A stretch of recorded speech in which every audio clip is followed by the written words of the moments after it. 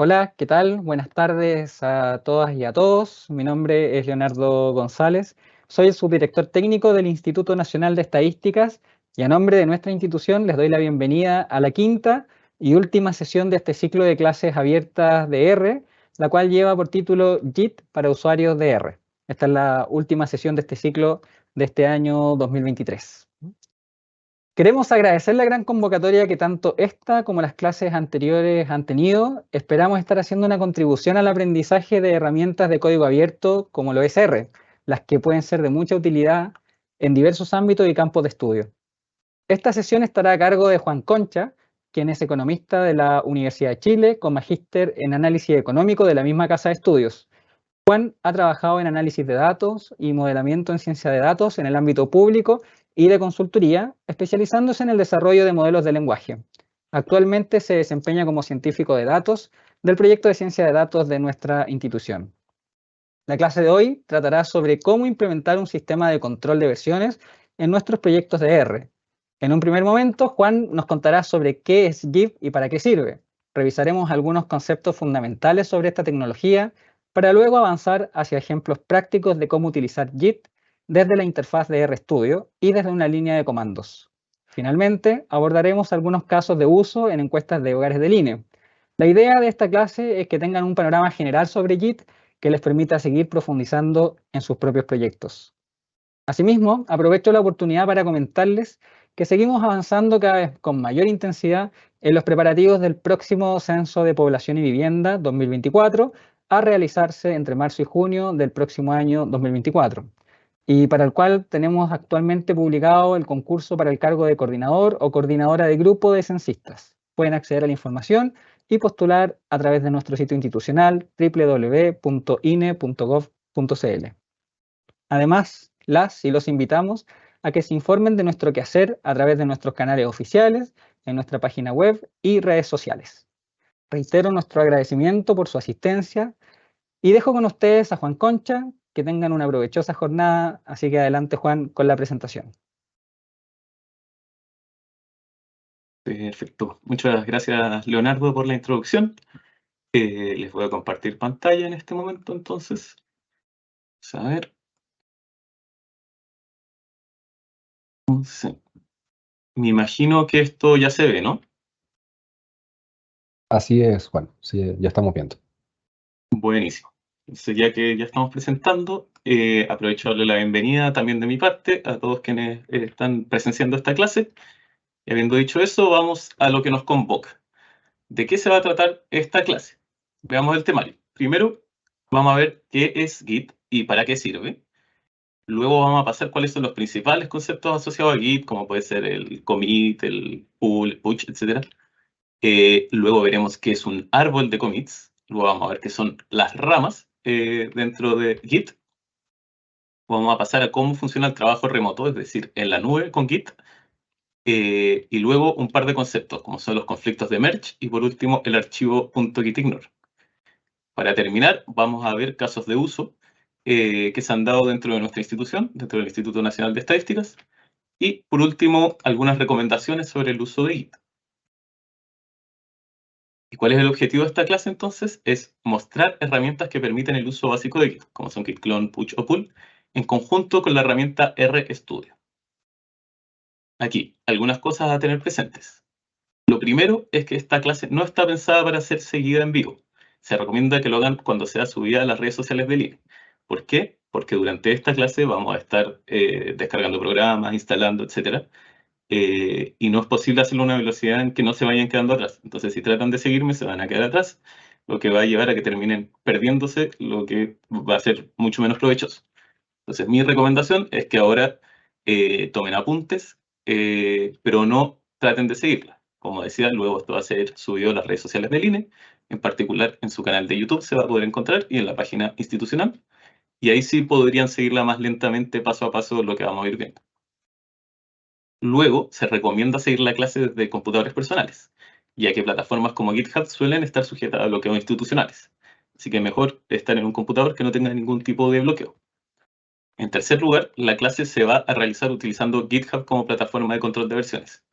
Por lo tanto, si quieren seguir la clase después, es necesario crear una cuenta.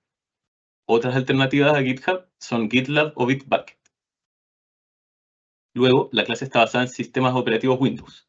Sin embargo, no hay grandes diferencias al aplicarlo enseñado en sistemas como Mac o Linux, pero para tener presente. Luego, ¿qué es Git y para qué sirve? Voy a partir por la segunda pregunta, es decir, ¿para qué sirve? Acá, este sistema nos sirve en casos, por ejemplo, en que nos vemos imponiendo versiones con nuestros colegas, con nuestros jefes, que se dan situaciones como la que aparece en este cómic, en que vamos mandando un archivo y otro archivo y una versión sobre la otra, lo que empieza a generar cierto riesgo de pérdida de información, porque en cierto punto podría pasar que no estemos usando la versión realmente final, sino que una anterior, y esto puede llevar a pérdida de información, por lo que es peligroso. También otro caso es en proyectos como son los de Machine Learning, que son de una naturaleza experimental. Uno quisiera tener cierto control sobre los distintos experimentos que va haciendo. Entonces esto nuevamente sirve para esto, para poder tener catalogado cada uno de los proyectos, los experimentos que hemos hecho. O también en proyectos que son de tipo grupal. Entonces nosotros muchas veces queremos saber quién hizo qué y cuándo para poder trazar bien la evolución del proyecto. Y así se genera algún error o algo de ese tipo, podemos saber rápidamente a raíz de qué se provocó este problema. Y entonces, ahora sí nos vamos a la pregunta, ¿qué es Git? Es un sistema de control de versiones, y estos permiten a personas o equipos administrar los cambios del código de un proyecto en el tiempo. Y así funciona como una especie de máquina del tiempo. Cada cierto tiempo vamos a sacar una foto del estado de todos los archivos del proyecto que Git está siguiendo. Y estas fotos no desaparecen, entonces yo tengo un historial que va a durar en el tiempo. Y siempre es posible volver a una foto anterior.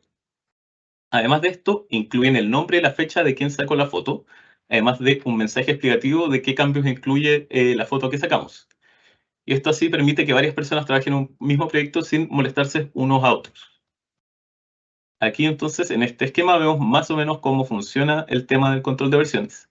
En este momento no espero que entiendan qué es lo que estoy mostrando, pero al final de la clase ya van a entender qué son esto de las ramas, de tener estos distintos puntos, ya hacia el final se entiende.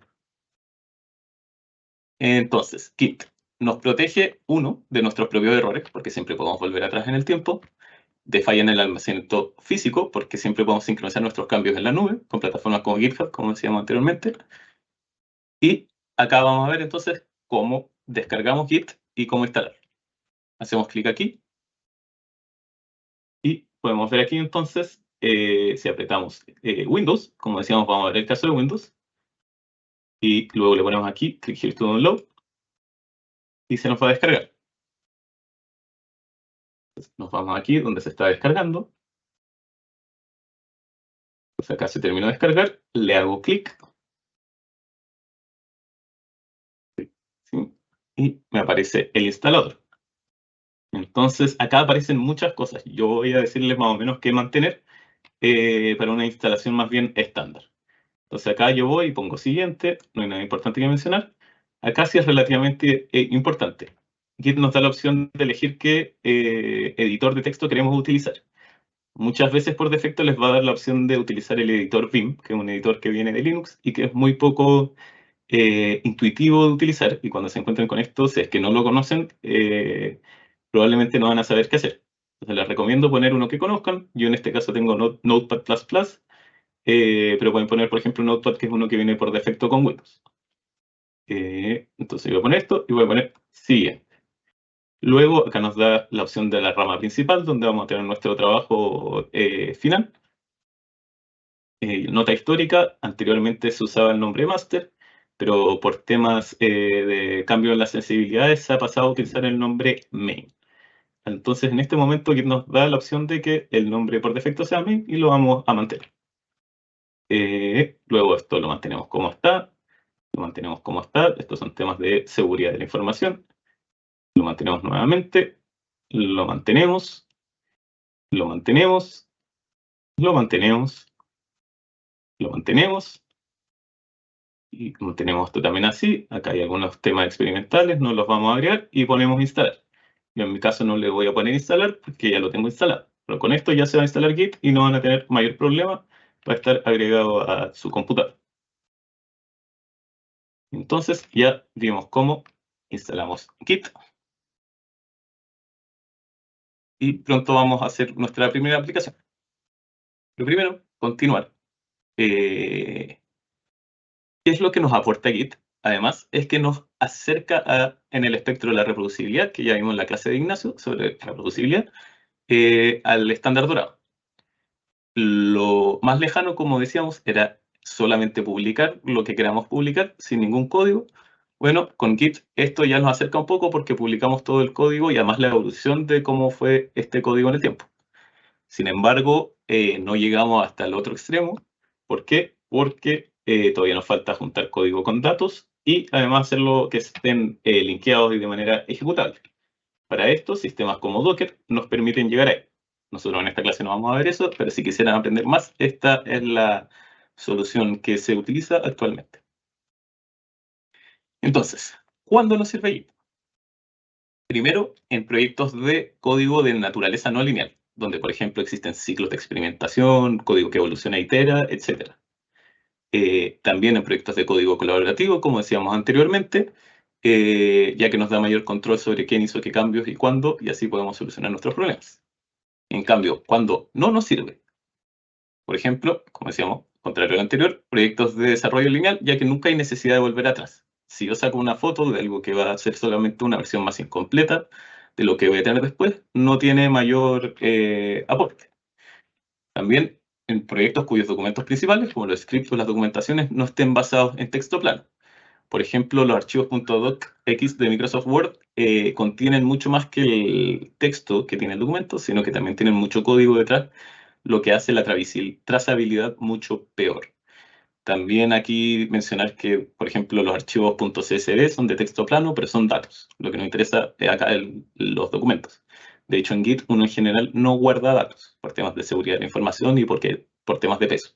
En general los repositorios son más bien livianos, por lo tanto nosotros guardamos la parte liviana de la información. Y en proyectos de muy baja complejidad, porque al final el costo de implementar Git resulta mayor al beneficio de hacerlo. Y aquí existe una pequeña excepción. Nosotros, si queremos hacer público un proyecto, aunque no cumpla con las condiciones, las plataformas como GitHub son una buena forma de hacerlo, ya que es gratuito, puedo compartir mi trabajo con un solo link y puede quedar asociado a mi usuario.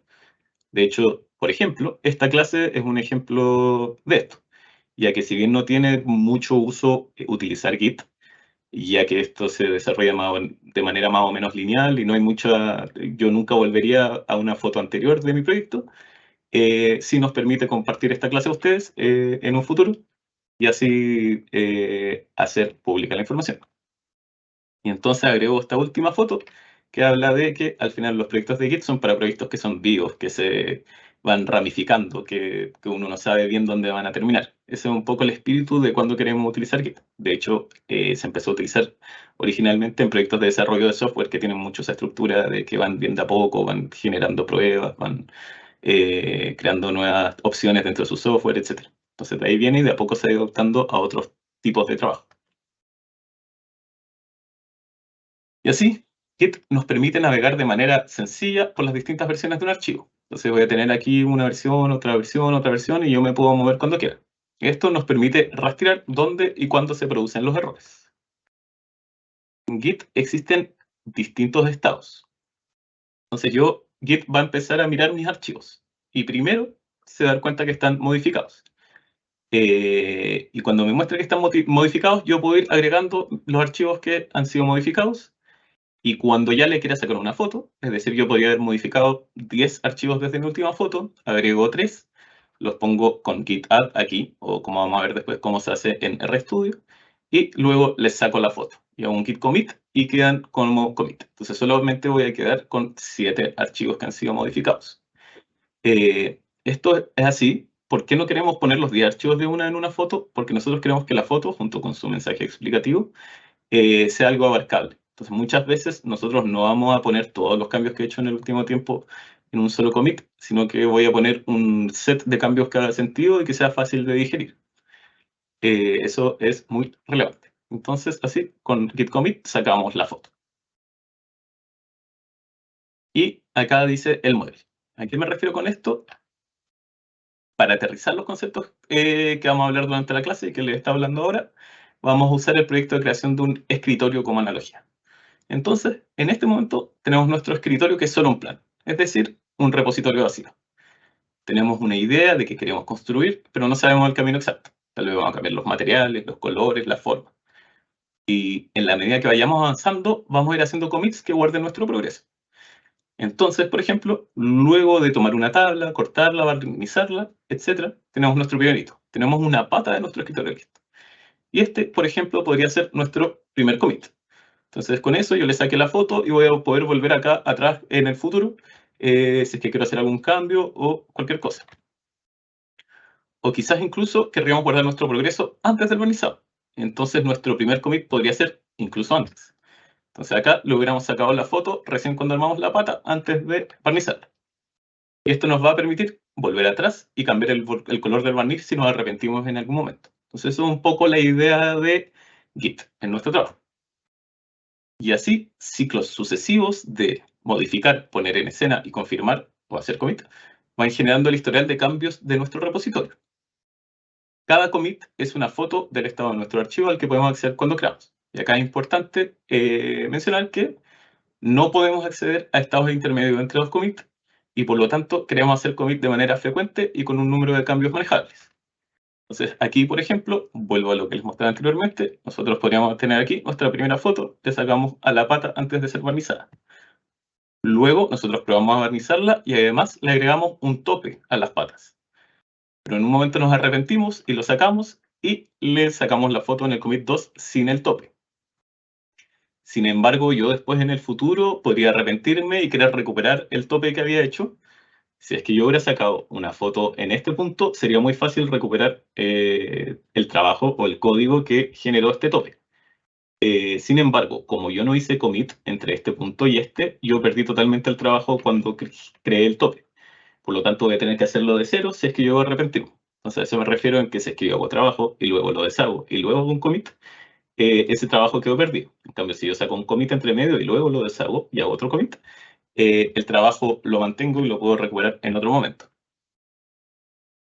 Habiendo dicho lo anterior, vamos a generar nuestro primer repositorio en RStudio y hacer nuestros primeros commits. Les muestro. Entonces aquí, para generar un repositorio en RStudio, van a New Project, luego se van a directorio existente. Yo voy a ir aquí a mi carpeta de repositorios y vamos a poner crear proyecto. Perdón, un pequeño problema.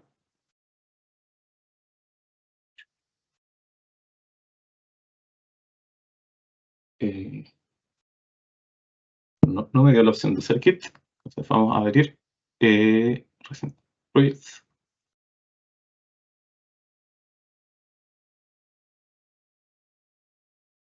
Ok.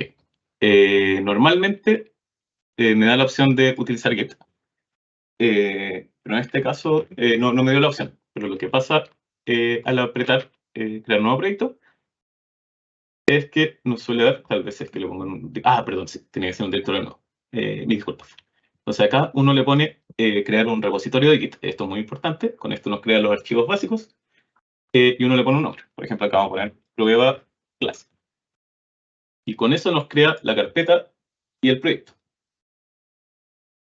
Entonces, si se fijan, aquí arriba a la derecha, nos abre esta nueva pestaña que dice Git. Git nos está mostrando en este momento que hay dos archivos que te crea de base RStudio cuando uno crea un proyecto, que en este caso es el gitignore, que vamos a revisar después, y el archivo del proyecto. Entonces, para iniciar, vamos a crear nuestro commit inicial. Vamos a apretar commit. Y simplemente le podemos poner como mensaje commit inicial. Entonces aquí, si se fijan, dice Juan, stage, que era el nombre disculpa, de la... disculpa, Juan, que te interrumpa. ¿Podrías agrandar un poquito el ambiente? Sí, Ese es un poco lo pequeño. Ok, ahí sí, te no hay aviso problema. si está ok. Gracias, Juan. Gracias, Ignacio. Entonces aquí, como decía, acá dice stage, entonces al apretar es como hacer un git add. Con eso se agrega la etapa de stage y agregamos el número de archivos que queramos. De hecho, podemos hacer solamente uno, entonces podría poner agregar.gitignore para mostrarles. Y así tenemos nuestro primer commit. Y luego ponemos aquí agregar archivo del proyecto. Y con eso, nuevamente, agregamos, le pusimos commit. Aprieto aquí y se ha enviado. Entonces, con eso ya tenemos nuestros primeros 2 commits. Ahora vamos a agrandar un poco el tamaño del código.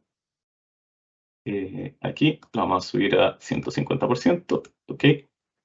Y vamos a crear nuestro primer script. A esto le vamos a poner escrito. Y vamos acá a hacer pseudocódigo. Acá yo asumo que saben sintaxis de Tidyverse. Si es que no, da lo mismo porque esto es pseudocódigo, no es real. Simplemente voy a utilizar su sintaxis para facilitar la muestra. Y si es que no conocen, los invito a sumarse a las clases que existen de R básico en YouTube, que también hemos publicado en la página institucional. Entonces, volviendo, yo para mi escritorio querría tener materiales. Y luego, por ejemplo, si es que quiero crear una pata, voy a crear una función que sea crear pata. Depende de los materiales.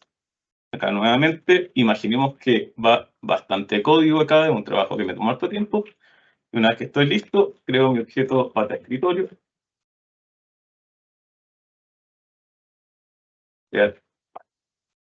Entonces, digamos ya, al fin logré mi hito, creé una pata del escritorio, merece ser mi primer commit, además de los que hicimos originalmente. Entonces, si se fijan, aquí la pestaña de Git me dice, ah, mira, hay un nuevo archivo de escritorio. Entonces yo aquí lo agrego y nuevamente lo va a hacer el commit. Entonces voy a poner aquí un mensaje que va a ser crear pata escritorio. Y le voy a hacer el commit y con eso le voy a haber sacado la foto y ya tengo guardado mi primera parte del progreso. Después nosotros habíamos dicho que tal vez queríamos agregarle barniz.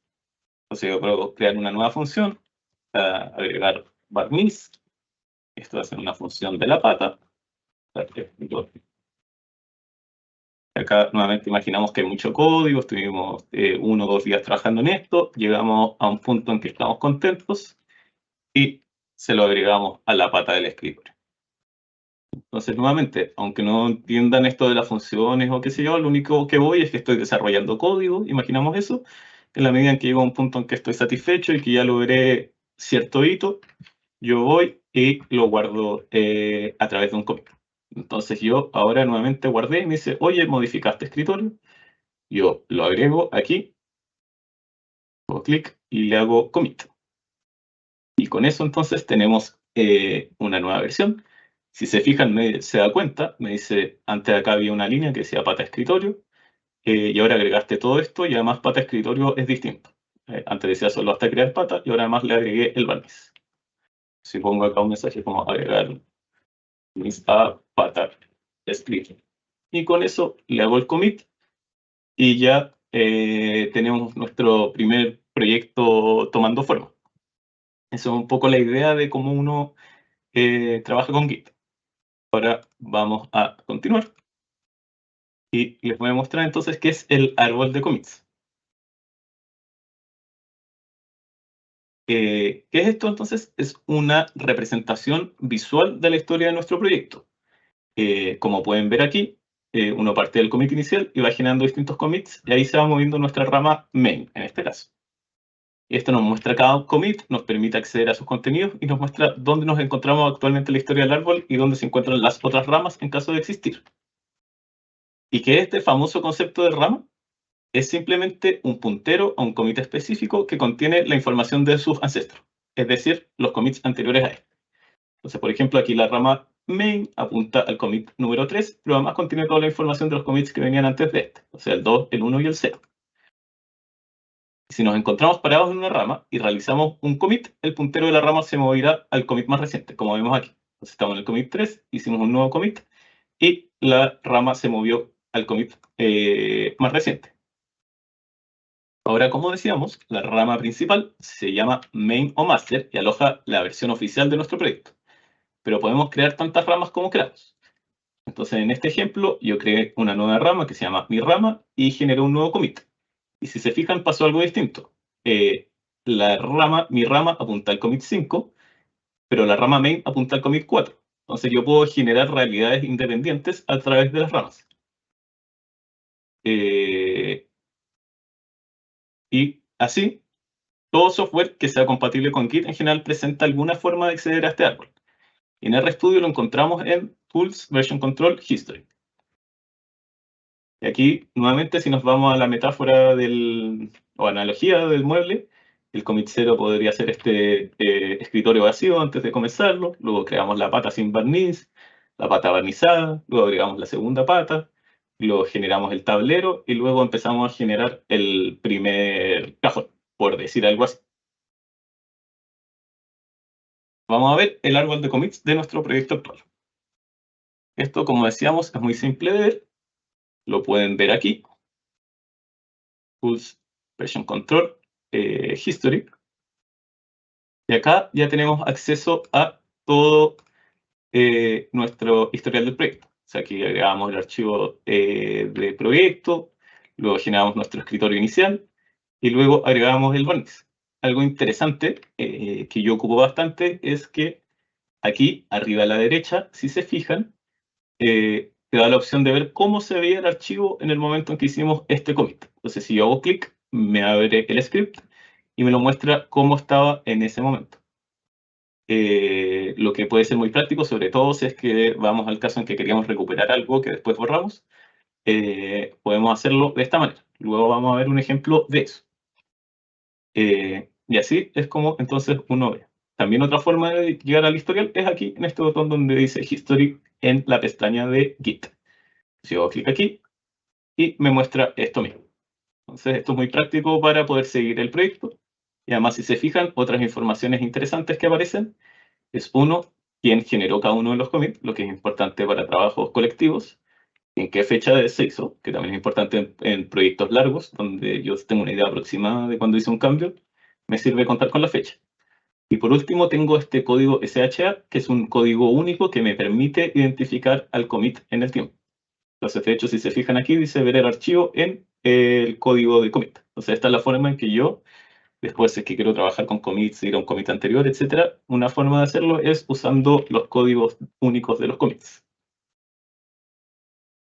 Y, habiendo dicho lo anterior, ajá, Te interrumpo un poquito. ¿Podrías más bien aplicar un control más sobre el ambiente? Más que solamente la fuente para que se amplíe un poco también el marco de R. que control más no hace nada en el resto. Ah, ¿no te sirve? Ah, ya. Ya, veamos si no hay que nos comentan que sea un poquito borroso, pero en verdad yo creo que se quizás un poco pequeño. Em, dale por ahora. Voy a revisar alguna alternativa, te sugiero. Si es que yo lo veo bastante bien, pero si alguien más nos indica que pudiera tener algún problema, voy a revisar alguna opción. Vale, adelante, dejo. Buenísimo. Sí, puede pasar que hayan problemas de velocidad de internet y ahí el texto se ve un poco más borroso. Y en ese caso, de todas maneras, nosotros después, como decía, vamos a publicar este video en HD y así van a poder seguirlo nuevamente. Así que lo que se hayan perdido van a poder recuperarlo eventualmente. Y entonces vamos a ver este tema de las ramas en más detalles. Es primero la forma más segura de trabajar en Git. Nuestro trabajo no va a tocar la rama principal hasta que nosotros decidamos hacerlo. Y cada persona desarrolladora puede trabajar en una rama independiente sin molestar a los demás. Entonces así nuestros trabajos no chocan y podemos trabajar de manera independiente sin preocuparnos de pisarle la cola a colegas. Y además en proyectos grandes, quienes desarrollan el proyecto en general no tienen permiso para empujar directamente a la rama main master, sino que tienen que pedir permiso entre comillas para hacerlo. Esto a una persona administradora encargada de revisar y unir, es decir, merge, las contribuciones a la rama central. La persona decide si el aporte debe incorporarse y resuelve potenciales conflictos que genere este aporte. Nosotros, para lo que vamos a ver acá, nos vamos a centrar en el caso básico en que tenemos total libertad de subir nuestros cambios. Y esto lo vamos a ver con un poco más detalle en la sección de trabajo remoto. Además, por otro lado, las ramas son particularmente útiles en un contexto experimental. Por ejemplo, queremos probar una variación y no estamos seguros si es que la vamos a incorporar o no. Entonces, volviendo a nuestro mueble, digamos que su estado de avance es el siguiente. Tenemos este plano original, estamos en la rama main, hemos desarrollado ya el tablero, las patas, nos van faltando los cajones. Sin embargo, se nos ocurre innovar y queremos probar un nuevo tipo de cajón. Entonces digo, ya, quiero probar un cajón que sea redondo y que las manillas tengan forma de cruz. Y voy avanzando en los commits que llevan a esto, armé el cajón, armé la manilla, y veo esto y digo, es horrible, no lo quiero. Por lo tanto, yo me puedo devolver y digo, este experimento fue fallido, y simplemente, ¿qué hago? Me voy al commit en el que estaba originalmente y dejo mi experimento atrás. Y así simplemente abandonamos la rama. Caso contrario, podría haber pasado que yo quedara sumamente satisfecho con esta forma de escritorio, y para incorporarla a mi proyecto, yo simplemente tendría que haber hecho un merge. Y así, si yo quiero trabajar de manera individual, no necesito más que lo que hemos visto hasta ahora. Ahora vamos a probar en RStudio, entonces, cómo creamos nuestras primeras ramas. Vuelvo a RStudio, entonces, y tenemos el proyecto en este estado. Si se fijan, entonces Git ya no me pide nada, ya agregué todo, entonces tengo limpio mi proyecto.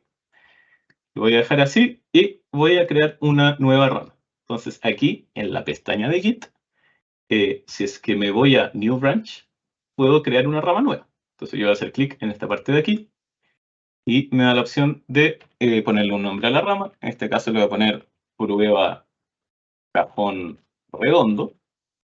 Le voy a poner crear. Acá salen algunas opciones que por ahora no son relevantes, así que les vamos a ignorar, pero tienen que ver con el trabajo remoto. En general, a menos de que estén trabajando con su repositorio en dos lugares distintos al mismo tiempo, no va a haber mayor problema. Así que le voy a poner crear. Y ahora entonces nos encontramos en una rama nueva. Acá nosotros podemos elegir en qué rama nos queremos parar. Como decíamos, entonces estamos en la prueba de cajón redondo. Y entonces nosotros vamos a empezar a desarrollar código. Se va a crear una función, armar cajón redondo, función de materiales. Nuevamente, vuelvo a insistir en que esto es pseudocódigo. Acá imaginemos que estuvimos harto tiempo trabajando hasta que llegamos a una función que nos dejó contentos. O contentos. Y luego entonces yo pongo aquí cajón redondo, igual, materiales. Entonces con esto yo lo guardo y puedo crear mi primer commit en la rama. Lo pongo crear cajón redondo. Y pongo commit aquí, como ya hemos visto varias veces, y luego yo continuaba y quería armar la manilla en cruz. Vamos a armar manilla cruz, igual, de materiales. Y nuevamente, mucho código, y yo puedo agregar aquí la manilla cruz. Materiales. Y nuevamente me quedo contento, hago mi commit.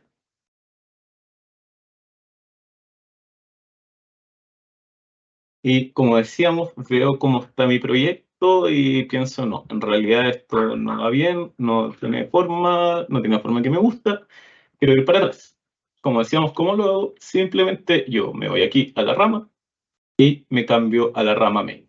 Sencillo. Se va a apretar aquí y en simplemente un clic volví a un estado del proyecto funcional. Así que así de sencillo, nuevamente estamos como nos gustaba, nos fuimos para atrás, hicimos una prueba y no nos gustó, volvimos a un estado en que estamos tranquilos. Entonces, a eso vamos cuando uno puede utilizar las ramas para experimentar sin miedo de, al final, alterar código que uno ya sabía que era funcional, sino que uno simplemente va para atrás y todo funciona bien nuevamente. Volviendo a la clase. A veces uno necesita trabajar con más personas, o tal vez simplemente quiero tener un respaldo online de mi trabajo. Para esto sirven los repositorios remotos.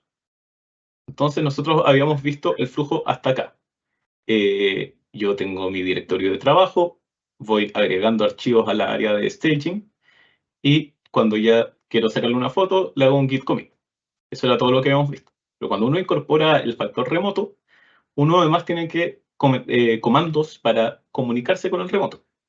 El primero de estos es Git Push, que me permite empujar mis cambios desde mi repositorio local a la nube, es decir, al repositorio remoto.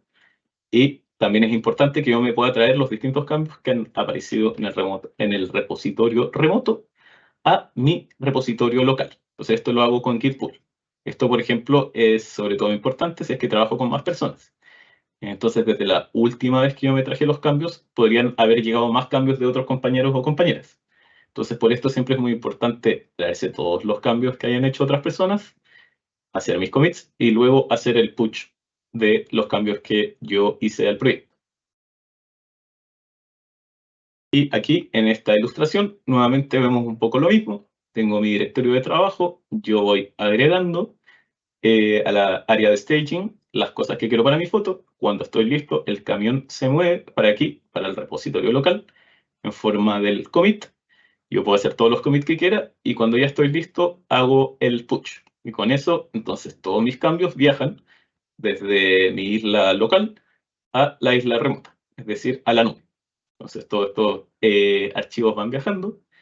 Y por el otro lado, cuando yo quiero saber que otras cosas han llegado de otras islas, que pueden estar aquí, yo hago un git pull y con eso me traigo cualquier otro cambio que hayan hecho otras personas.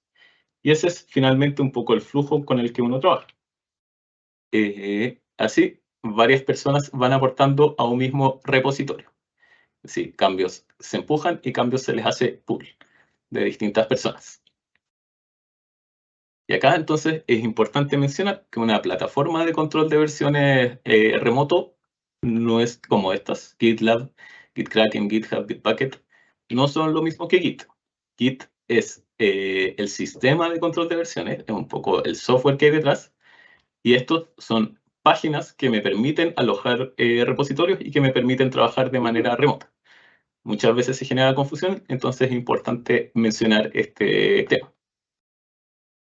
Y así, viendo un poco el esquema de trabajo en Git, luego de hacer nuestro commit, nosotros usualmente vamos a querer enviarlos al repositorio remoto para que el resto pueda verlo a través de un push. Pero antes de hacer un push, es necesario actualizar nuestro proyecto con los cambios que otros u otras colegas pueden haber realizado desde la última vez que nos sincronizamos con el repositorio remoto. Y para esto entonces usábamos el git pull. Y si es que fue posible traer los cambios remotos sin problemas, y teniendo seguridad que nuestro código funciona, procedemos a empujar nuestros cambios con un git push. Así, el flujo normal de trabajo es siempre commit. Entonces yo le saco foto a todos mis cambios, me traigo los cambios de otras personas y luego hago el push. Donde se puede generar problemas entonces es en esta parte. Que mis cambios que yo hice localmente no sean compatibles con los cambios que hicieron otras personas. Ahora pronto vamos a ver cómo se maneja eso y cómo se llama. Pero por mientras, no olvidar esto, es un mantra que es importante tenerlo presente siempre. Y de todas maneras, si es que no respetamos este orden, en general Git nos lo va a recordar. Y nos va a dar un error que nos va a decir, por ejemplo, si trato de hacer un pull antes de hacer commit, me va a decir, tú tienes cambios que no has hecho commit. Haz commit antes de tratar de traerte los cambios del remoto, porque necesito saber si es que son compatibles o no. Y así, habiendo dicho esto, vamos a ver ahora cómo crear y clonar un repositorio remoto en GitHub. Entonces, ahora yo voy a entrar a la página de GitHub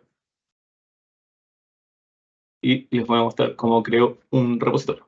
Acá yo ya asumo que ustedes tienen una cuenta de GitHub y esto es lo que les muestra GitHub normalmente a la hora de entrar a la página y que ustedes ya estén logueados con su usuario. Entonces, yo simplemente voy aquí donde dice New, aquí a la izquierda, en este botón verde, y con esto creo un nuevo repositorio. Entonces se me abre esta página, me dice quién es el dueño, en este caso soy yo, le voy a poner un nombre, le voy a poner ya sé git prueba. Yo podría ponerle una descripción si quisiera, ahora no lo voy a hacer por el nombre del tiempo. Y acá sí es importante decidir si es que uno quiere que esto sea público o privado. En general, si es que yo estoy trabajando con datos que son confidenciales, cosas de ese tipo, siempre voy a querer marcarlo como privado. En cambio, si quiero algo que sea abierto al público, que no hay ningún problema, yo lo hago público y simplemente aprieto aquí. Luego, da la opción de crear un archivo de tipo README que simplemente te dice, es donde uno normalmente explica de qué se trata el repositorio, qué cosas uno puede hacer, qué contiene, etc. Y también te permite agregar un template de gitignore. Gitignore nos permite ignorar ciertos archivos del repositorio, que nuevamente esto lo veremos en unos minutos, exactamente para qué sirve. Pero por mientras yo le voy a poner que el gitignore siga ignore los archivos que uno normalmente quiere ignorar en R. Por último, da la opción de agregar una licencia si es que queremos hacer algo realmente público.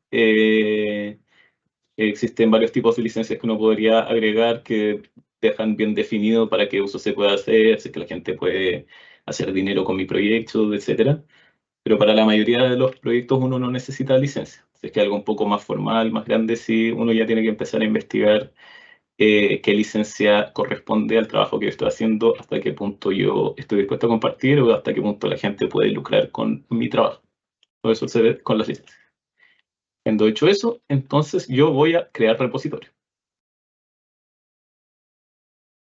Y así de simple, yo ya tengo mi primer repositorio. Sin embargo, para clonarlo, ya que es público, no hay problema. Entonces yo, por ejemplo, hay dos formas clásicas de clonar, que vamos a ver con HTTPS y con SSH. Pero ahora vamos a ver SSH. Entonces, ¿qué es SSH? Un sistema de autentificación, en este caso seguro y a nivel de computador.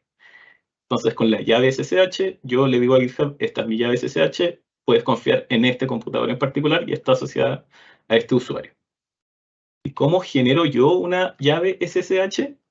En RStudio al menos, yo me voy aquí a Tools, arriba, luego bajo a Global Options, última opción, y aquí, donde sale la cajita, git-sdbn, aprieto, y me da la opción de crear aquí una llave SSH. Entonces es tan sencillo como apretar aquí, crear llave SSH, le pone un nombre automático, uno te da la opción de poner una contraseña, uno puede hacerlo o no, y simplemente pone crear.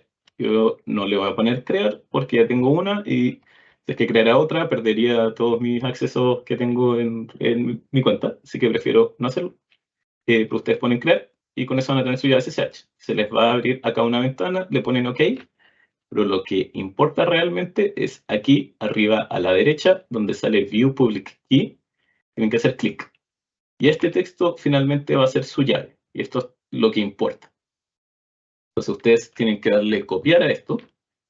Y ahora, para poder comunicarse bien con GitHub, lo que tienen que hacer es darle esta información a GitHub. Decirle cuál es su llave SSH, que por lo tanto le dirá a GitHub que pueden confiar en ese computador.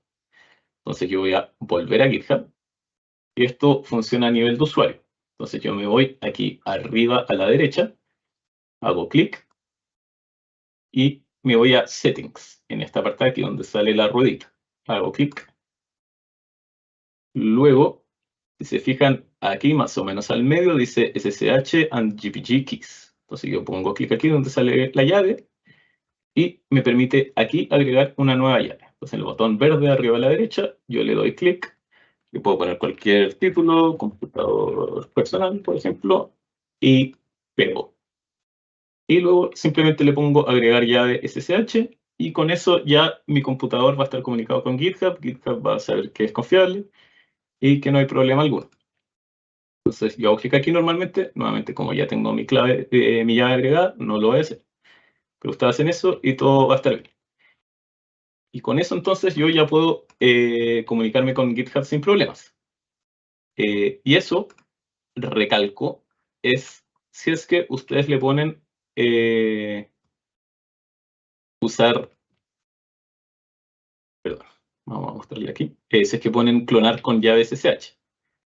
Entonces yo aquí a la derecha puedo ir a mis repositorios, en esta parte de aquí, cuarta opción, tenía este Classic Git prueba, y como decíamos, cuando uno aprieta aquí arriba a la derecha, te da la opción de clonar el repositorio, es decir, traerme el repositorio a mi computador, con HTTPS o con SSH. Entonces lo que hicimos solo funciona si es que yo hago clic aquí y copio esto de aquí. Y ahora, para traerme el repositorio, entonces yo simplemente voy aquí, voy arriba a la izquierda, File, luego voy a Nuevo Proyecto y pongo aquí Version Control. Aprieto aquí donde está la cajita, pongo que es un repositorio de Git y pego la URL que habíamos copiado anteriormente. Entonces con esto se me crea automáticamente la carpeta pongo aquí donde quiero que esté la carpeta y le pongo crear proyecto. Hago clic aquí.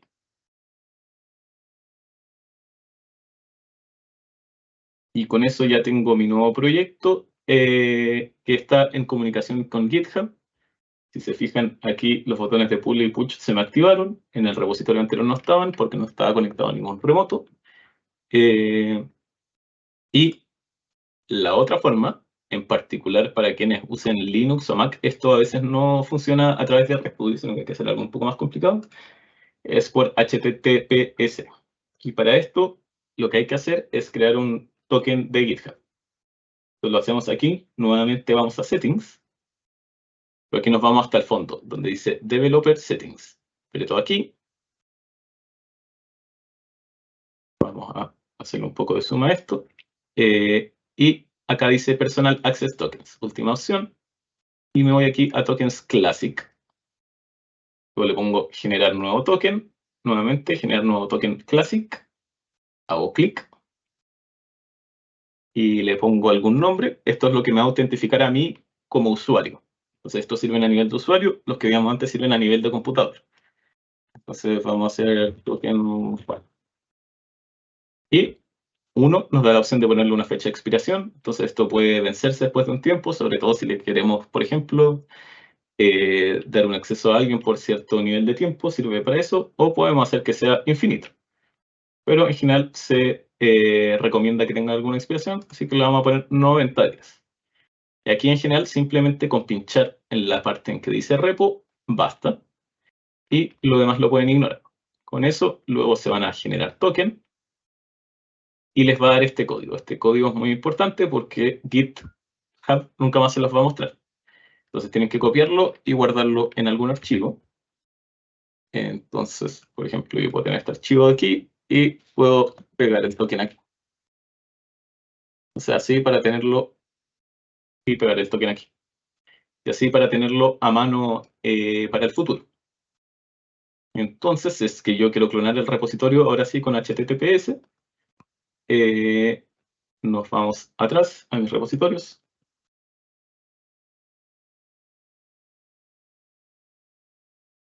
Y en vez de poner con SSH, yo pongo aquí con HTTPS. Hago aquí copiar y hacemos lo mismo que antes. Luego, cuando nosotros tratemos de hacer un push, Git nos va a pedir este token que habíamos guardado anteriormente. Entonces, lo único que tienen que hacer es copiarlo y pegarlo y con eso van a poder hacer el push. Ahora nosotros, como ya incorporamos la llave SSH aquí, ya no nos va a pedir nada más GitHub. Sabe que hay comunicación entre mi computador y GitHub y que no hay mayor problema. Entonces, por ejemplo, yo puedo crear un nuevo archivo. Le vamos a poner hola. Voy a poner un texto aquí y lo vamos a agregar junto con el archivo de proyecto. Vamos a hacer un commit. El commit que vamos a poner. Esto commit aquí. Y ahora, como decíamos, uno en general primero quiere hacer pull. En este caso yo sé que nadie más ha hecho cambio porque este repositorio lo creé yo. Pero lo aprieto por si acaso. Y me dice que está todo bien. Después yo le aprieto a hacer push. Y con eso yo mandé mis cambios al repositorio remoto. Entonces, si bien yo cada vez que hago commit no estoy mandando mis cambios a GitHub, en el momento en que yo hago push, todos esos cambios se mandan a GitHub. Entonces, si ahora yo me meto a mi repositorio, debiera aparecer este nuevo archivo. Entonces, así estaba hace un segundo y voy a poner actualizar. Y efectivamente ahora aparece un archivo hola.r y también aparece el mensaje del último commit y cuándo se realizó. Entonces, como habíamos puesto, este decía primer commit y se realizó recién. Entonces, es así como uno interactúa con el remoto en Git, entre Git y GitHub o cualquier otra plataforma. Y eso sería más bien lo básico. Entonces, con eso ya podemos volver nuevamente a la clase. Y recordamos que entonces antes habíamos hablado de traer los cambios sin problema. ¿A qué nos referimos con eso? Que cuando yo hago pull, me traigo los cambios que han hecho el resto de colegas a el repositorio local y Git trata de incorporarlo con los commits que han realizado desde la última vez que hicimos pull. Y a esto se le llama un merge, que significa juntar o fusionar. si los cambios que existen en nuestro commit no tienen intersección con los commits de nuestros colegas, no va a haber problema. Entonces, por ejemplo, si es que yo cambio un archivo y mis colegas cambiaron otro archivo, no hay ningún problema. O si es que yo y mis colegas cambiamos el mismo archivo, pero distintas líneas del archivo, tampoco se genera un conflicto. Sin embargo, si es que nuestros commits y algún commit recibido en el pool cambian la misma línea de un archivo, vamos a tener problemas. Es decir, un conflicto de merge. Entonces, como decíamos, el merge trata de juntar los cambios de manera parsimoniosa, pero no siempre es así, a veces sale mal. Nosotros querríamos que se dieran la mano y que todo terminara bien. Muchas veces no va a ser el caso. Entonces tenemos que saber qué hacer cuando pasa esto. Cuando se da un conflicto de merge, nuestros scripts cambian. Y hay una nomenclatura específica de Git que nos dice qué es lo que pasó y cómo se ve el cambio. Entonces, es que vemos aquí, tenemos un conflicto de merge. Y acá la línea de igual separa los cambios que tengo yo con los cambios que tiene otra persona. En este caso, usamos una rama para marcar los cambios de la otra persona. Muchas veces le va a salir también el código del commit. Entonces, lo que hice acá, yo en esta línea tenía árbol y la otra persona esta línea la cambió y puso queso. Y acá, finalmente, lo que debemos hacer es editar el script para que quede funcional de acuerdo a los objetivos del proyecto y del script. Y lamentablemente para esto no existe receta, ya que pueden ser la solución final mantener ambos cambios, uno de los cambios o ninguno. Entonces, cualquiera de estas opciones podría ser válida. Quedarme con los dos, con uno, con otro o con algo totalmente distinto. Entonces, todo depende finalmente de la comunicación que tengamos con nuestros colegas. Cuando se da el conflicto, uno normalmente conversa con esta persona y dice, oye, yo tenía esto, tú tenías esto, ¿por qué? ¿Qué pasó? Y en base a eso, uno define qué es lo que hace sentido dentro del proyecto mantener o cambiar. Y una vez que nosotros entonces editamos el script, nos quedamos con la versión final, podemos realizar un commit y luego un push, con lo que se soluciona el conflicto de merge. Y acá una nota importante es que cuando hacemos un pull con conflicto de merge, nos van a aparecer todos los cambios al repositorio que ha habido desde la última vez que hicimos pull en la pestaña de Git. Y nosotros solo tenemos que preocuparnos por los archivos que aparezcan con un símbolo naranjo de U, lo que implica que ese archivo específico tiene conflicto de merge. Ahora en la siguiente diapo les muestro un poco a qué me refiero. Acá, si se fijan, yo traté de hacer un pull y me apareció esto. Entonces me aparecieron todos estos cambios, que esto a veces genera un poco de miedo, porque ¿por qué me aparecieron tantos cambios y no cambié tantas cosas? Estos son los cambios que funcionaron sin problemas desde el remoto, no hubo ninguna intersección, por lo tanto no hubo conflicto de merge. Y solamente estos dos cambios de aquí son los que tienen conflicto de merge y son estos donde yo me tengo que preocupar de arreglar el conflicto. Luego, la terminal también nos va a indicar los archivos con conflicto. Entonces, en este mismo caso, la terminal nos dijo hay conflicto de merge en archivo de prueba y hay conflicto de merge en hola. Y por lo tanto, no pude hacer el merge, arreglar los conflictos y luego haz commit del resultado. Si se fijan, en general, la consola es bastante comunicativa, da mucha información de cómo reparar los problemas. Entonces, también mi recomendación es leer con detalle los errores que les pueda entregar Git si es que se encuentran con ellos, porque en general son bastante explicativos de cuál es el paso a seguir. Y entonces nosotros vamos a probar cómo generar y resolver un conflicto de merge en base a lo que hablamos recién. Entonces me voy a ir nuevamente al RStudio. Tenemos este archivo de aquí. Entonces teníamos, vamos a poner aquí buenos días, voy a guardar. Lo vamos a poner entre strings para no tener problemas. Guardo y hago un commit. Saludos. Yo voy a poner, hago el commit. Y ahora yo voy a crear una nueva rama. Vamos a hacer como que fuera otra persona, entonces le vamos a poner de nombre persona 2 y vamos a crear. Si se fijan, ahora sí nos da la opción de elegir un remoto, pero simplemente tenemos este, así que lo vamos a mantener. Esto se refiere simplemente a que esta rama va a estar mirando a GitHub. Si es que tuviéramos el repositorio, por ejemplo, en GitHub y en GitLab, nos permitiría elegir cuál de los dos quiere mirar. Pero por eso, en la gran mayoría de los casos, no es necesario preocuparse. Le ponemos crear. Entonces ahora tenemos la rama persona 2, además de la rama me. Como decíamos, Los problemas de merge se generan cuando hay cambios en dos partes al mismo tiempo, es decir, hay dos commits que cambian la misma línea. Entonces yo aquí le voy a cambiar, buenos días, ¿qué tal? Lo voy a poner aquí. Voy a hacer un commit. Aplicación línea, lo voy a poner. Y luego yo me voy a ir a la otra rama, la que es de persona 2. Entonces esta persona tenía esto, así lo recibió, y decidió hacer otro tipo de cambio. Puso aquí malos días. Y luego le puso agregar y le puso commit. Entonces, malos días. Puso de mensaje e hizo el commit. Entonces ahora tenemos dos ramas con cambios que son contradictorios. Por un lado, Git va a haber un commit que dice buenos días, ¿qué tal? Y por otro lado va a haber uno que dice malos días, cuando lo último que sabía era que esa línea decía buenos días. Que no va a saber con cuál de los dos cambios quedarse. Para yo poder incorporar esta rama en la otra, ahora sí voy a tener que irme a la terminal. Entonces acá en el RStudio aprietan aquí donde dice terminal. Y para juntar dos ramas, yo git merge. Ahora estamos en la rama main. Entonces le pongo el nombre de la otra rama, persona 2. Y acá me dice, oh, hubo un conflicto de merge en el archivo hola.r. Trata de arreglarlo y después haz commit.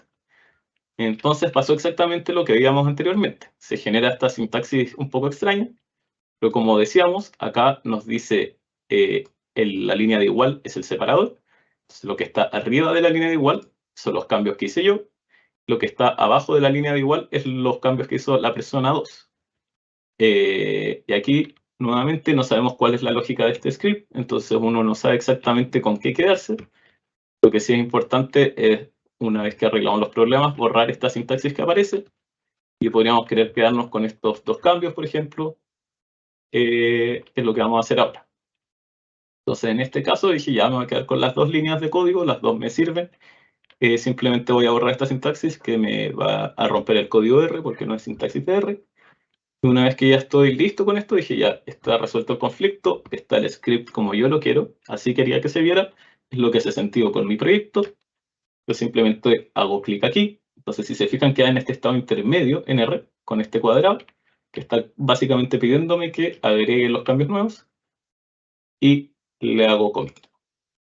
Acá en general uno le pone arreglar conflicto de merge para dejar claro que este es un commit que viene a arreglar un problema que hubo. Entonces, le voy a poner commit. También uno podría ser más descriptivo, por ejemplo, con el conflicto de merge que se dio. Y como este script estaba conectado a GitHub, también le podemos hacer un push ahora. Y ahí hicimos el push. Entonces, nuevamente, si nos vamos a GitHub, vamos a ver que hola.r acaba de recibir un nuevo commit, que es este que hablábamos recién, el de arreglar el conflicto de merge. Entonces ya está todo coordinado con la nube, arreglé los problemas con mi colega, está todo bajo control nuevamente. Entonces, volvemos a la clase.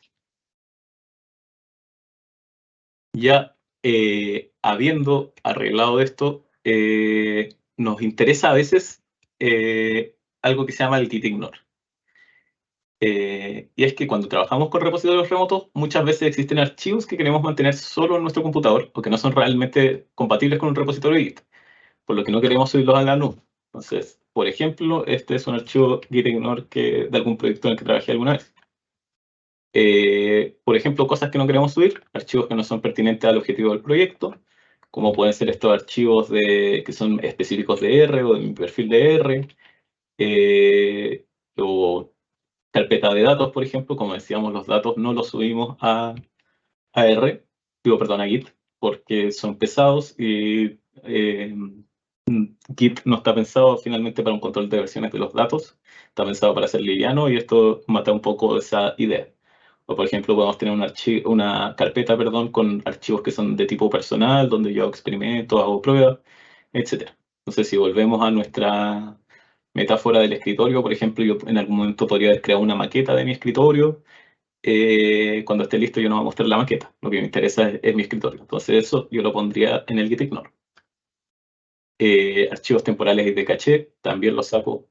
Archivos personales, como decíamos, script de prueba y archivos muy grandes, como las tablas de datos. Todo esto lo anotamos en el gitignore, que es un archivo de texto simple. Y acá lo importante es que este archivo tiene algunas notaciones particulares, pero lo más relevante es que el asterisco sirve como comodín.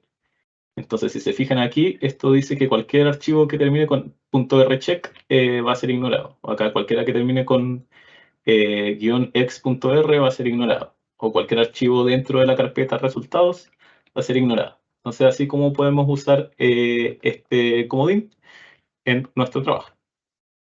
Y así podemos ver un par de pruebas del uso del archivo .gitignore. Volvemos a nuestro repositorio entonces y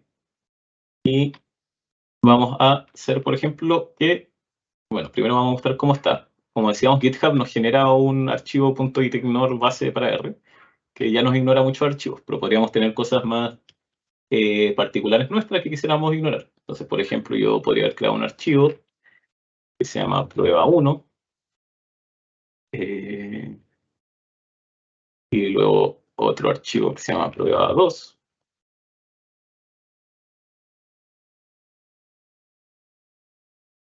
Y si se fijan, se agregaron aquí dos scripts. Sin embargo, estos scripts en realidad no aportan nada al proyecto, son pruebas pequeñas que yo hice y no me interesa que terminen en el repositorio remoto en la nube, porque van a generar un poco de basura, va a quedar un poco más desordenado. Entonces, yo en este caso tengo varias opciones. La primera es, por ejemplo, poner cada uno de estos archivos, .r, Si se fijan, en este momento Git me está diciendo, oye, aparecieron estos dos nuevos archivos, ¿por qué no los agregas? Esto antes de que yo le ponga guardar a esto que agrega el gitignore. Si es que yo le pongo guardar, si se fijan, esto cambió. Entonces, leyó el gitignore y vio que prueba 1 y prueba 2 no había que mirarlo, por lo tanto quedan ignorados, y simplemente me dice que cambió el gitignore. Entonces, otra cosa que uno puede ver aquí es que cambió en mi gitignore desde el último commit. Y se fijan acá, me dice, agregaste estas dos líneas de código. Con eso yo estoy ignorando, ahora sí, estos archivos de prueba. Si yo borro esto y guardo, van a aparecer nuevamente los archivos de prueba como que, oye, no los ha agregado. Si lo agrego solo uno y lo guardo aquí, entonces ahora solamente me dice, prueba 2.r no lo ha agregado, el otro no lo estoy mirando porque me dijiste que no lo mirara. Así, si por ejemplo queremos agregar los dos de una sola línea, podemos utilizar esta sintaxis que decíamos. Entonces cualquier archivo que parta con prueba va a ser ignorado. Si pongo guardar aquí, va a desaparecer de aquí prueba 2. ¿Se fijan? Efectivamente es así. Y otra forma, y quizás un poco más ordenada, y la que yo recomiendo entonces, es agregar estos archivos que no nos sirven a una carpeta que puede tener un nombre, por ejemplo, personal o cualquier otro nombre. Uno puede mover sus pruebas para allá. Y le pongo aquí mover, en esta donde dice more, pongo move, y le pongo que se vaya a la carpeta personal. Le pongo aquí open, y se movieron mis archivos a la carpeta personal. Entonces con eso yo le puedo decir a R, en vez de esto, ignórame la carpeta personal, por favor. Entonces si se fijan acá me dice, oye, tienes una carpeta nueva personal, y ahora cuando yo le ponga guardar, me va a ignorar todo lo que esté en esa carpeta. Entonces con eso, ahora si yo creo un nuevo archivo aquí, que no necesariamente parte con prueba, entonces también me facilita no tener que tener un sistema de nombrado de archivos consistente, sino puedo poner cualquier nombre, todo lo que se encuentre en esta carpeta va a ser ignorado automáticamente por Git. Entonces esto es muy importante para el orden. Cuando uno ya empieza a trabajar en equipos un poco más grandes, es bien relevante el tema de ser ordenados, porque uno ve que cuando uno tiene 15, 20, 25 personas trabajando en un mismo proyecto, de repente a uno se le escapa un archivo, a otro se le escapa otro, y de a poco se va generando una acumulación de archivos que no atacan directamente lo que está tratando de hacer el repositorio. sino que son pruebas o archivos que quedaron en el lugar que no correspondía. Entonces, mi recomendación es ser cuidadoso con este archivo para que nuestro repositorio quede ordenado y así le hacemos la vida más fácil a nosotros y a nuestros colegas. Entonces, eso es lo principal a conocer con el gitignore. Luego, cuando recordar que una vez que ya estamos listos con los cambios que queríamos hacer, hacemos el commit. Entonces, acá podemos poner agregar personal a gitignore. O el commit. Y luego el push. Entonces, lo importante es que yo mandé mis cambios a GitHub. Y si se fijan, ahora les voy a mostrar, mi carpeta personal no va a estar en GitHub.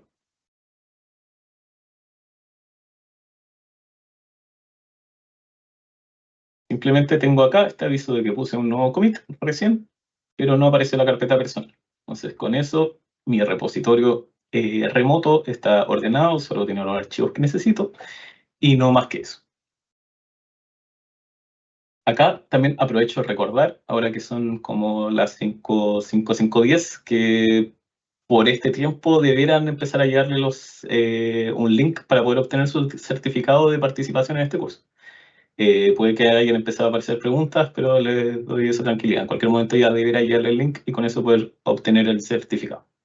Es una pequeña paréntesis de intermisión. Y volviendo entonces a nuestra clase, quería hablarle también de algunos casos de uso que se han dado dentro del INE.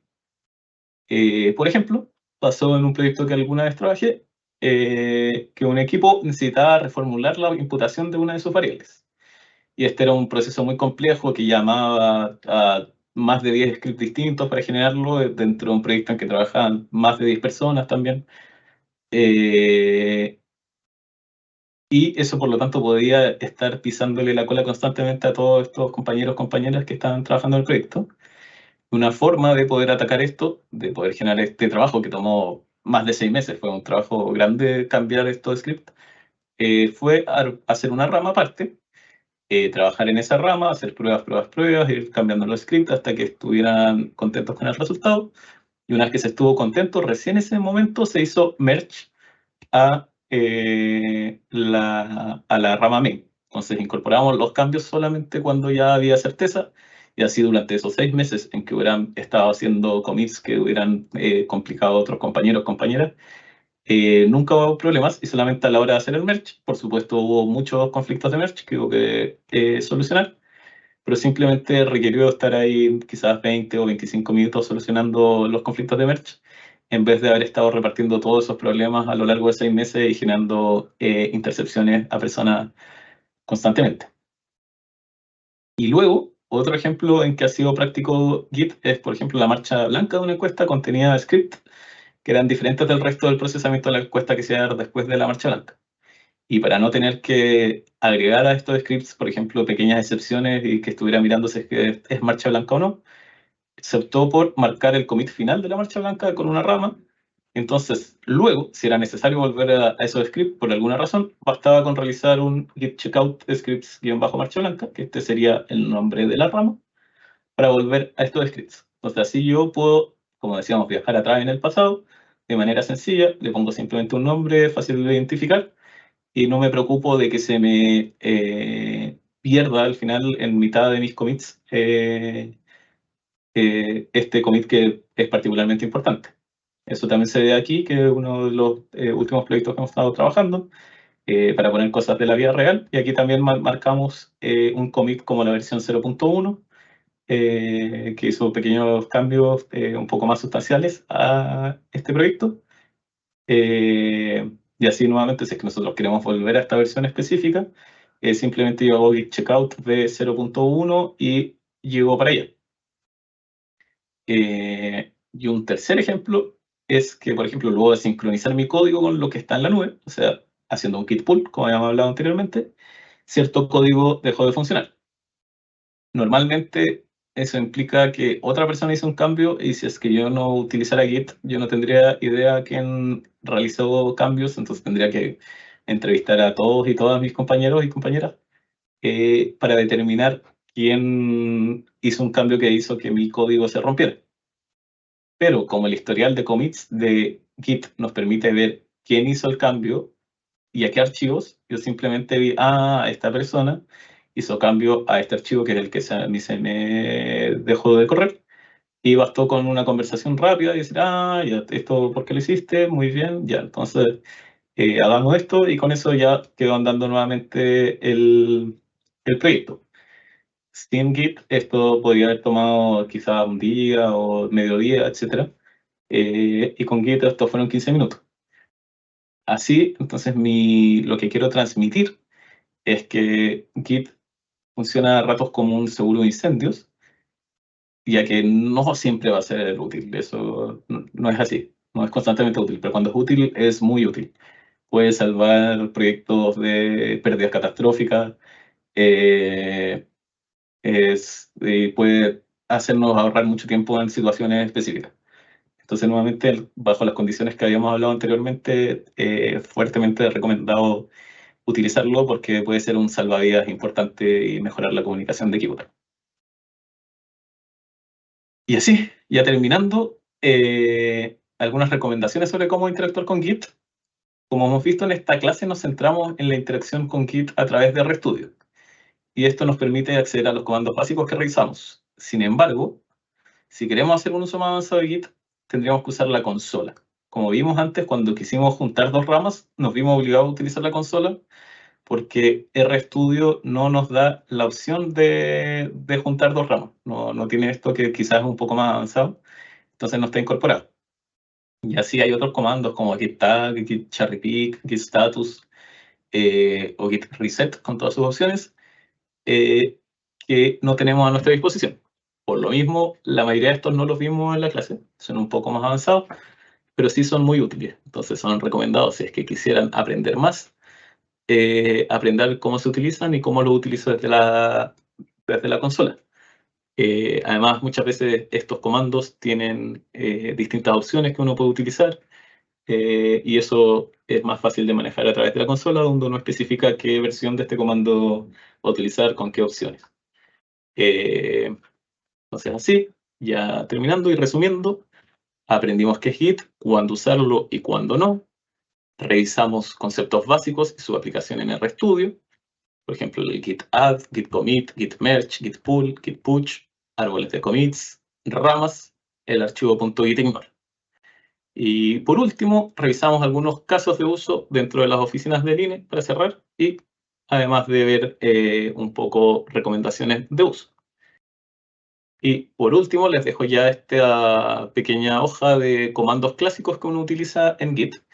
No necesariamente los vimos todos, pero son los más comunes de utilizar y cómo se utilizarían normalmente dentro de la consola de Git, a diferencia de cómo los vimos en RStudio. Y así ya, por último, agradecer a estas distintas referencias que han sido muy prácticas para la creación de esta clase. Y con eso me despido y agradezco mucho la participación de todas y todos quienes hayan estado en esta clase. Muchas gracias. Muchas gracias, Juan. Muy puntual, además. Bueno, gracias a todos quienes participaron y a todas quienes participaron en la clase. Les comento que compartimos el link de la clase que Juan acaba de realizar, y también compartimos un link a un formulario para que se inscriban quienes deseen recibir un certificado de participación en esta actividad. El certificado les estará llegando esta o la otra semana a sus correos, al correo que dejen registrado, así que tengan ojo con dejar bien registrado su nombre y su correo, porque el nombre que registren en el formulario es el nombre con el cual nosotros luego realizamos la inscripción en el mismo documento del certificado. Bueno, para ir cerrando y de nuevo agradeciendo a Juan por su clase, quisiéramos hacer algunas preguntas adicionales a lo que Juan comentó. Así que, Juan, ahí te va la primera. ¿Es posible perder trabajo de forma permanente si es que yo uso Git? Solo en situaciones muy específicas. Con lo que vimos en la clase, no podemos perder trabajo. Sin embargo, hay comandos de Git que te permiten destruir commits, por así decir, y estos de todas maneras no se van a destruir inmediatamente, sino que van a quedar una especie de papelera de reciclaje, pero sí luego de unas semanas, si es que Git no ve ningún cambio, ninguna intención de utilizar este commit, lo va a destruir. Entonces, solo en ese caso específico sí podemos perder información.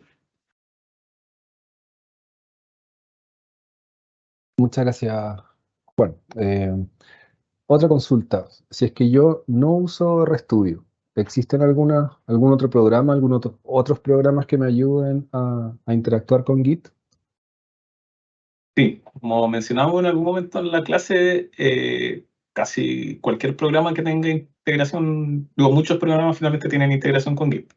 Los más clásicos son, por ejemplo, Visual Studio Code, que tiene, sobre todo para usuarios y usuarias de R, es bien práctico porque tiene para trabajar con notebooks, tiene para trabajar con cuartos, etcétera. Entonces ahí también hay programas especializados para repositorios de Git, como GitKraken, o programas especializados para otros lenguajes de programación, como PyCharm.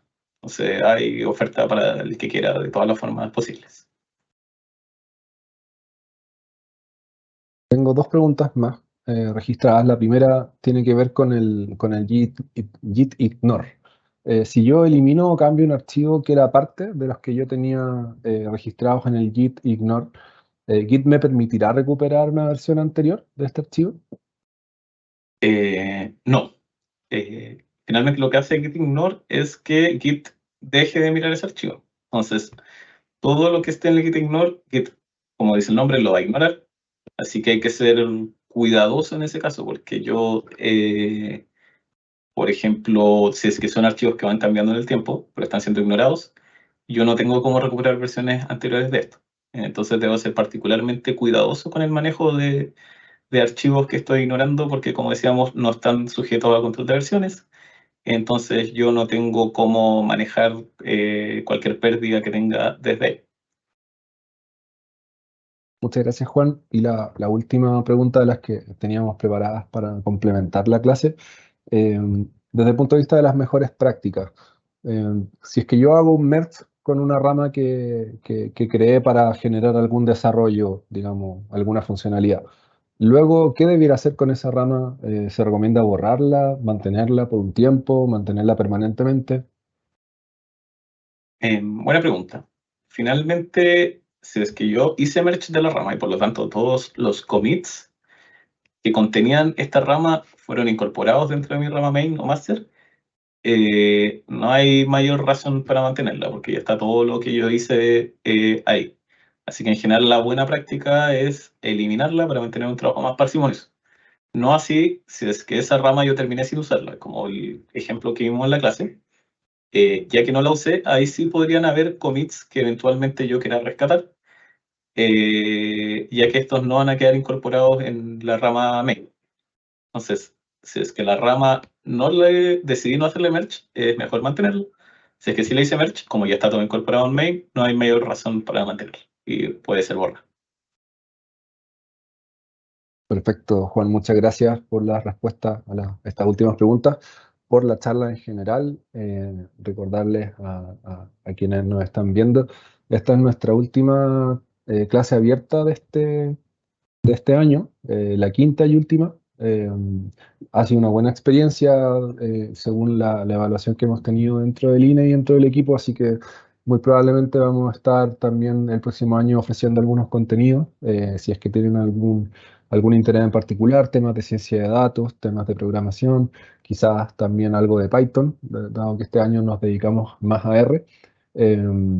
Bienvenidos sean sus comentarios a través de nuestras vías formales, como son la página web o también las redes sociales, digamos, por donde ustedes prefieran interactuar con nosotros. Así que junto con agradecer ya por última vez a Juan, también a Pablo, Klaus y Luis que están en el backstage ahí apoyando la generación de esta actividad. Les deseo una buena tarde y esperamos el próximo año volver a vernos en estas instancias de programación y ciencia de datos abiertas a la comunidad. Eso, muchas gracias, que estén muy bien.